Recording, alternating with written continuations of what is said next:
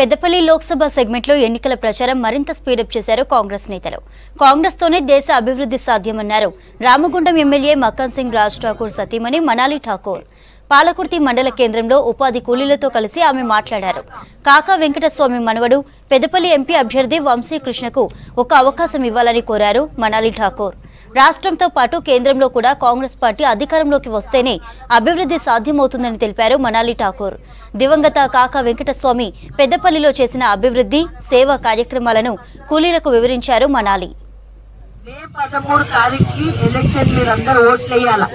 వంశీ గడ్డం వంశీ అని మన ఎంపీ క్యాండిడేట్ మనకు అందరికి తెలిసిన వెంకటస్వామి కాకా మీ అందరికి తెలుసు.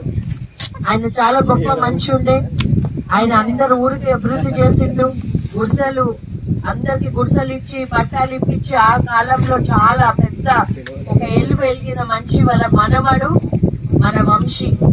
మన వంశీని మనం అందరం కలిసి కాంగ్రెస్ కి ఓటేసి చేయి గుర్తుకు ఓటేసి వెంకటస్వామి వాళ్ళ మనవడు వివేకాన్న వాళ్ళ కొడుకు ఆయనకి మీరందరూ కూడా ఆశీర్వదించి ఈసారి మక్కన్ సింగ్ ఎంత పని చేస్తాడో వంశీ కూడా అంతే పని చేస్తాడని మేము హామీ ఇస్తా ఉన్నాం.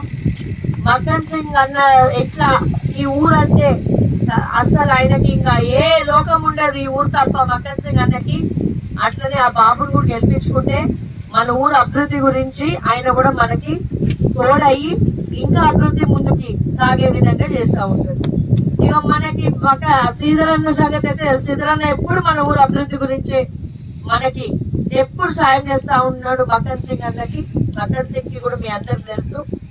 కాబట్టి ఇంకొకరు ఎంపీకి కూడా మనకు తోడైతే